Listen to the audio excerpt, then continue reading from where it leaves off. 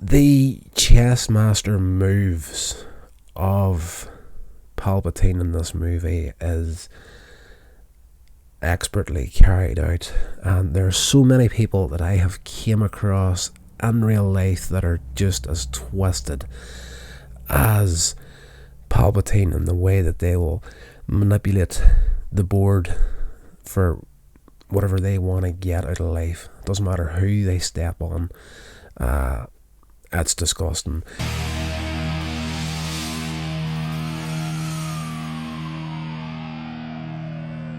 Hey legends, what's happening? Welcome along to Here's Rodder's Reviews. We're getting into Star Wars Episode 3, Revenge of the Sith. In this episode, I have been looking forward to checking that movie out again for so long now. This is easily my favourite out of the Star Wars prequel trilogy.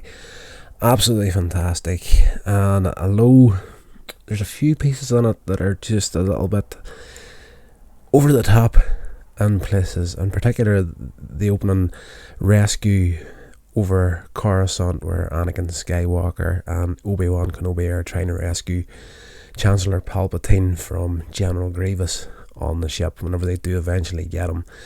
That sequence in the elevator shaft, both sequences actually, going up at the very beginning, it stops, Anakin gets out and it restarts and he ends up trapped in the elevator shaft, and R2-D2 eventually gets descended back up again. He jumps back and into the lift again with Obi-Wan. It's a little bit too slapsticky in places, but no one's saying that. I love my slapstick, don't get me wrong, but it kind of felt just slightly out of place in this movie, and especially going from this one into the original Star Wars. Just that changes of pace in the movies is a little bit off-putting, I feel, to the newer generation.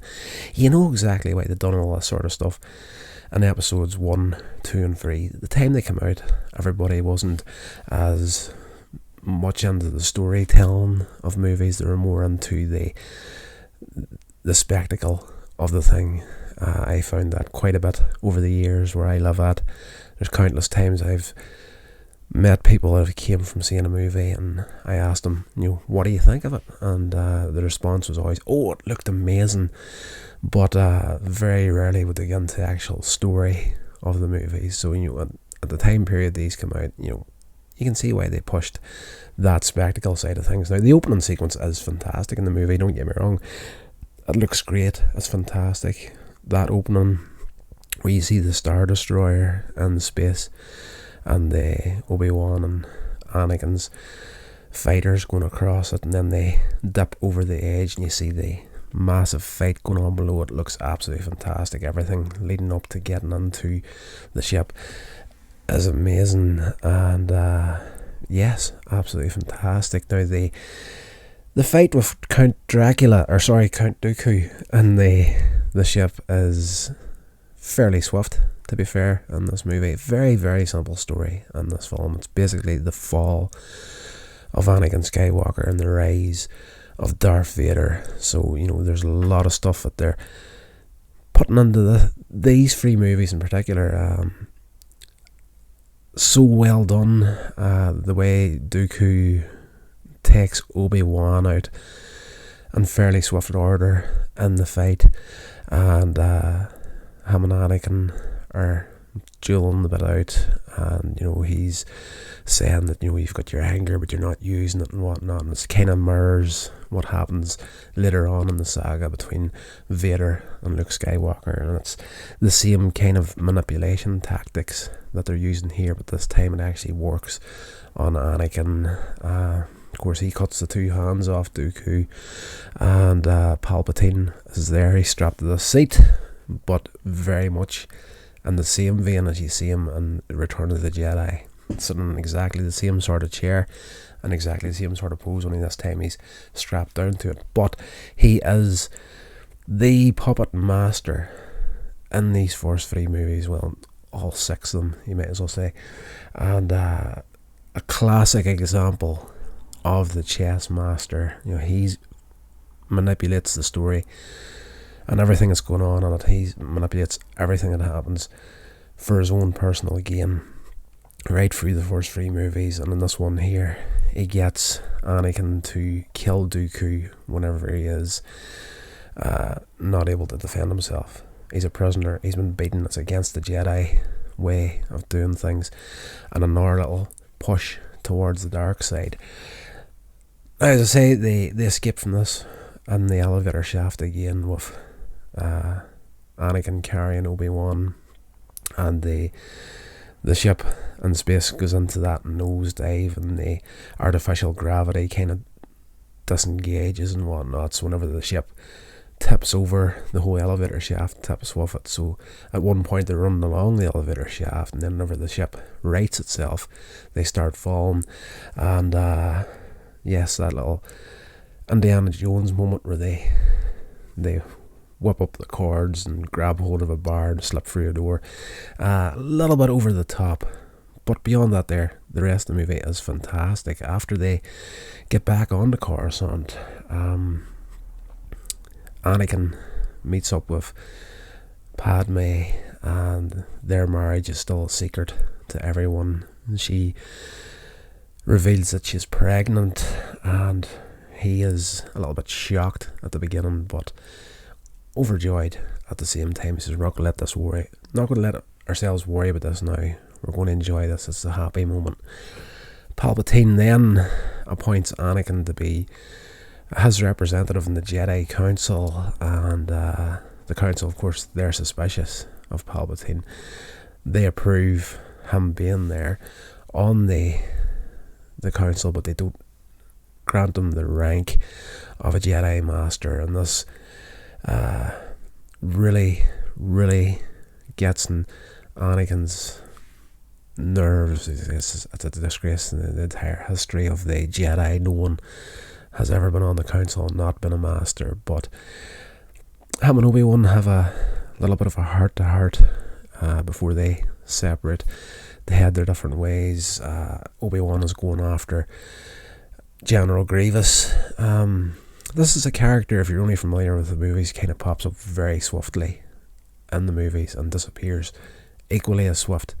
But I think the Clone Wars series had a hell of a lot of them in it. Now, you're in either one group or another group whenever it comes to Star Wars. Like, a lot of the classic fans, or the old school fans that grew up with the classic movies, weren't necessarily, just because of where they were at in life, into the TV shows. I know I wasn't. Whenever Clone Wars and that came out, I was married and working, trying to keep a mortgage and whatnot, and just didn't have a lot of time to sit down and actually check stuff out. So, if you're just familiar with the movies, he's kind of swiftly pops up in there, and yes, equally as quick goes out of the thing. Palpatine tempts Anakin at one point with the knowledge of the dark side of the Force, and tells him the story of this old Sith master that learned the secrets of prolonging life.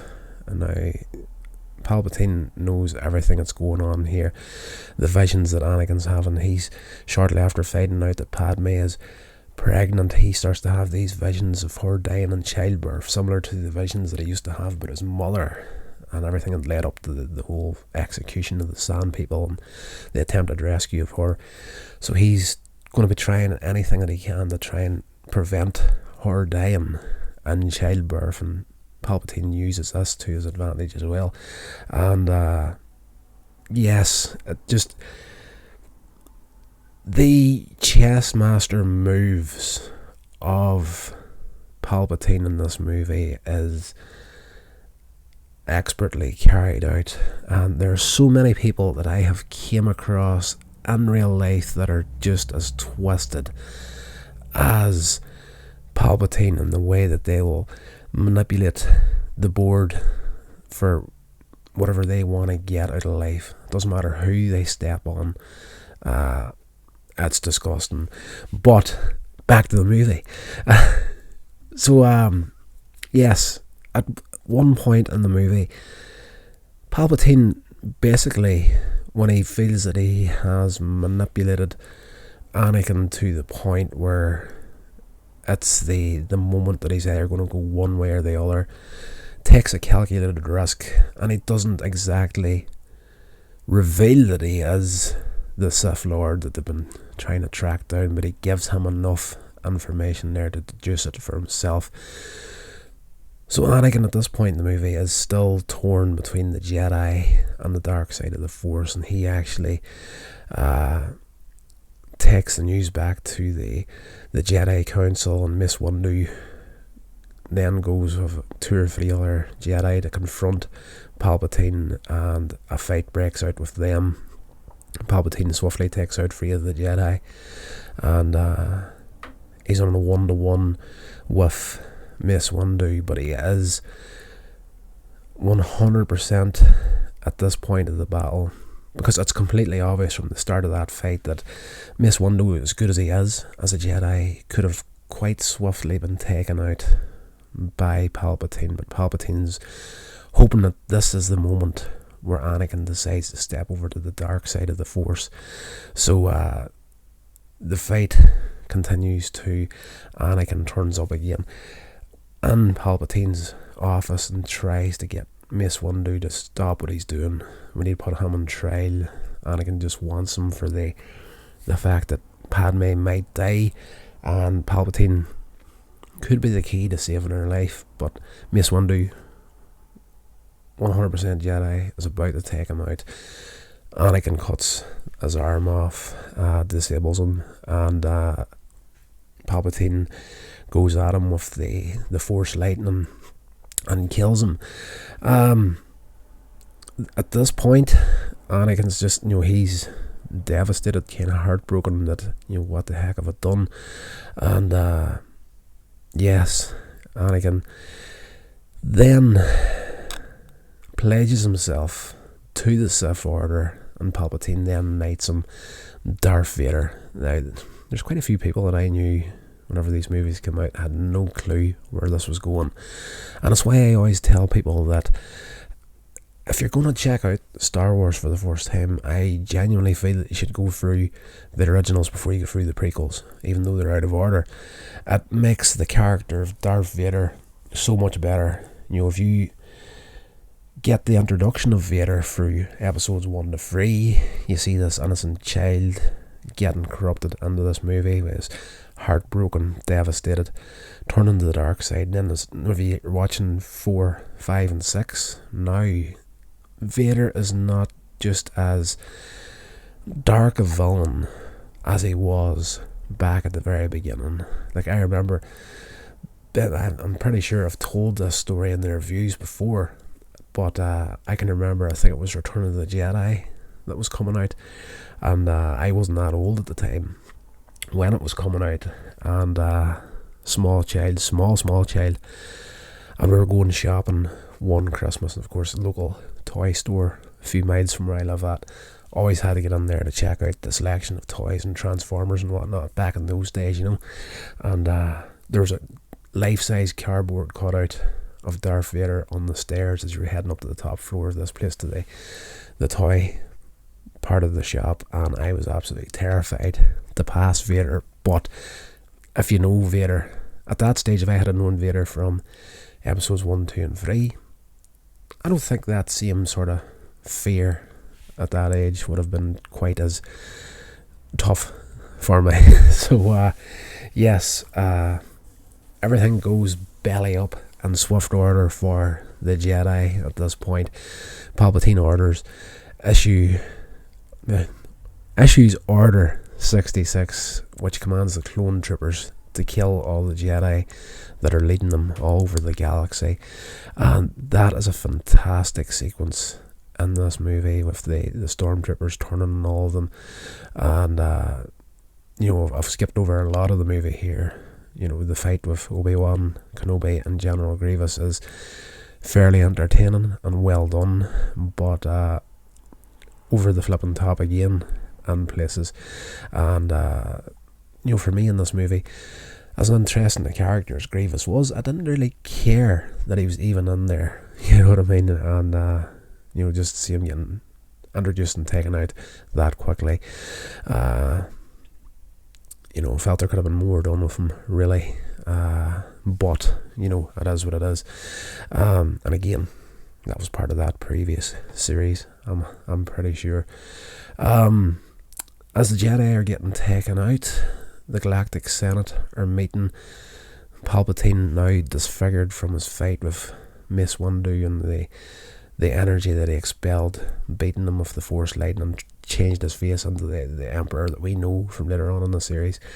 And he's basically transforming the Republic at this point into the new Galactic Empire and setting himself up as the Emperor. The only ones really that survive Order 66, as far as the movie goes here, is Obi-Wan and Yoda. And they return back to Coruscant, where Obi-Wan learns that Anakin's turned to the dark side, and Yoda instructs Obi-Wan to confront Vader while he faces Palpatine. Now, the fight between Yoda and Palpatine is pretty good, very well put together. It looks amazing, but Palpatine's character in this movie, especially as the newly formed Emperor that we know from later on in the series, is pushed to an insane level in this fight, where he's maniacally laughing, and it's weird. That's weird. There's a few things with Palpatine in this movie that the acting is over the top. I'm using that term a lot in this movie. OTT, quite a bit of it. That elevator shaft, the fight with Grievous and Obi-Wan, Palpatine's personality in general, whenever he pushes into the dark side, and whenever even when he is. And one of the most important parts of the movie, I thought, was whenever he was knighting Anakin as Darth Vader. Like, even the way that he was speaking and his inflections in this part were just a little bit, you could have toned that back slightly, kept it dark, but this, I don't know, it was just parts of it. See, I love this movie to pieces, but parts of it just felt off in a way. So, of course, Obi-Wan doesn't know where to get hold of Anakin. At this point, he's been sent to Mustafar to take out the trade union members and the separatists from the earlier movies. And, yes, the only one that knows where he is at this point is Padme. And Obi-Wan goes to see her and tells her that Anakin's turned to the dark side. He's seen these security holograms of him killing the younglings and the Jedi Council, and everything that, as far as Anakin's concerned, everything he's doing is, he's completely twisted. Everything he's doing is to save Padme's life in this movie. And yes, it's just classic. I was going to use the term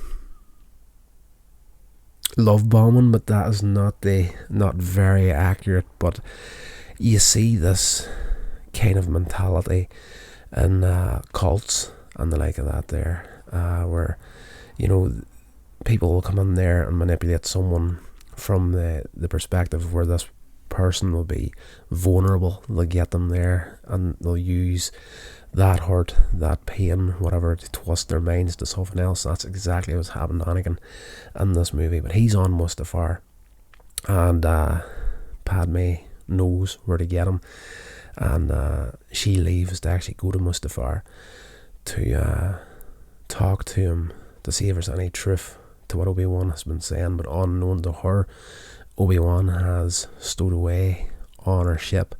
So whenever she gets there, she's talking to Anakin and starts to discover that everything that's happening is true.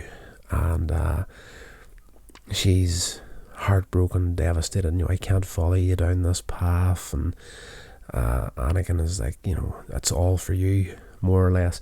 And yes, at this point, Obi-Wan pops out of the ship, and for the first time we see Vader using his classic force grip choke, and he does it on Padme, knocks her unconscious, and then the massive fight starts between him and Obi-Wan, which is this one again in places fairly over the top, but fantastic to see these two characters coming head to head in the way they do in this movie, because you see countless times throughout the film that, you know, Obi-Wan has trained Anakin to the point where they're each other's absolute match.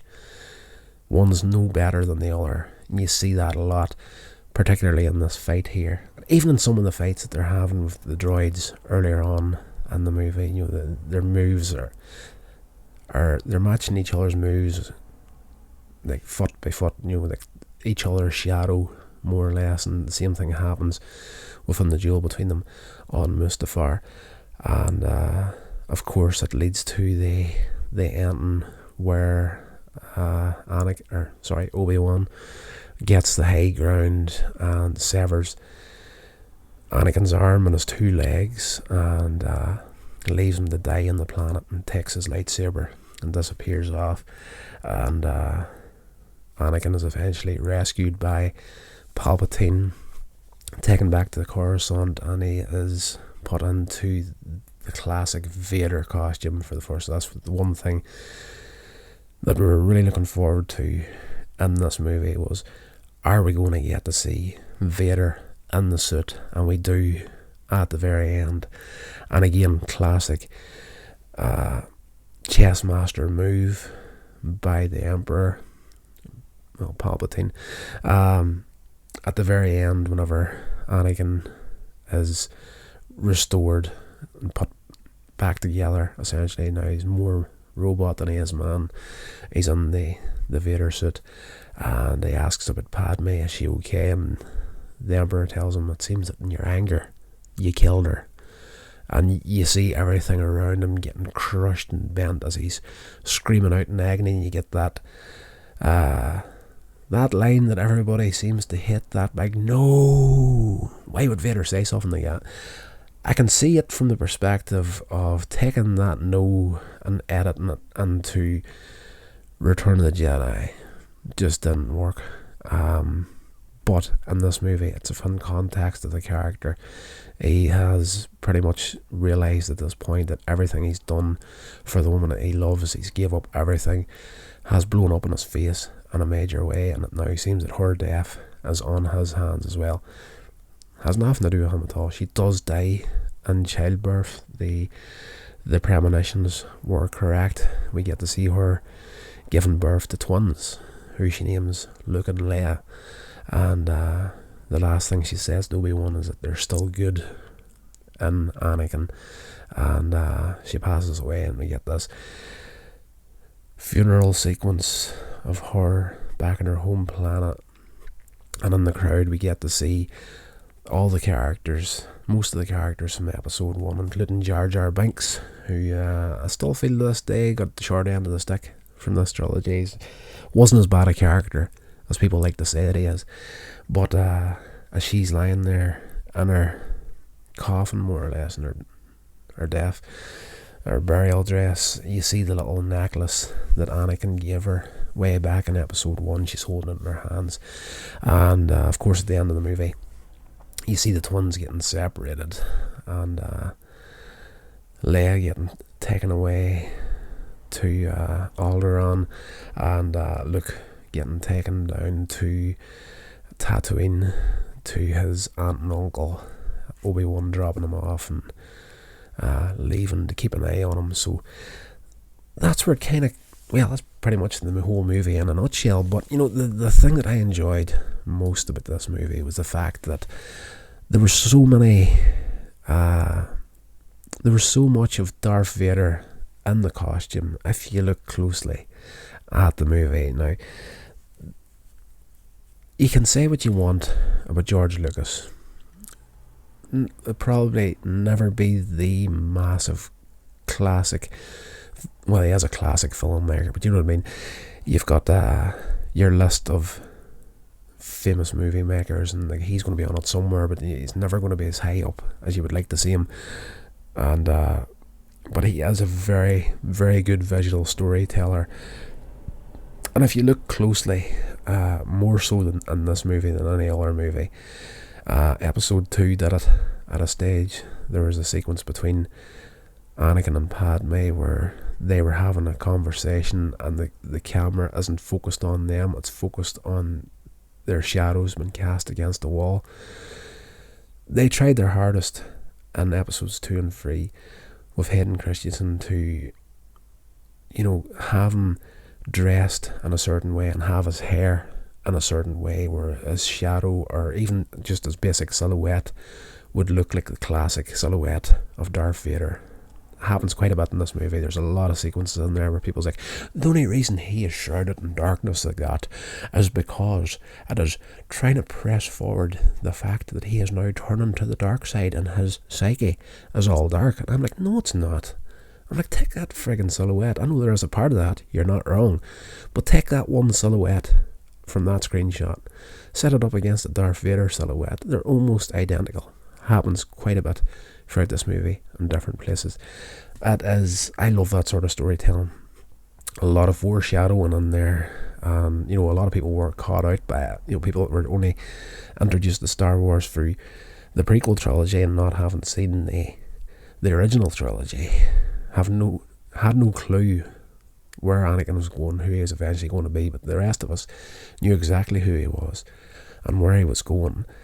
And it's fantastic. Absolutely great movie. I couldn't recommend it higher. Out of all 3 movies in the prequel trilogy, this one is definitely by far the best and well worth a watch. The repeat watching of this movie is phenomenal.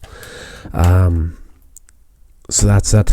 We now have the original trilogy done on this channel. We've got the prequel trilogy done on this channel, and for my money, I think Star Wars ended for me with these 6 movies, as far as the films go anyway. We'll get into more Star Wars on here. We'll finish off the movies. I think probably for me the only good one after this was Rogue One, so we'll maybe do that next. Anyway, hope you enjoyed the review, guys. I will talk to you in the next episode. Until then, stay safe, and yes, be good.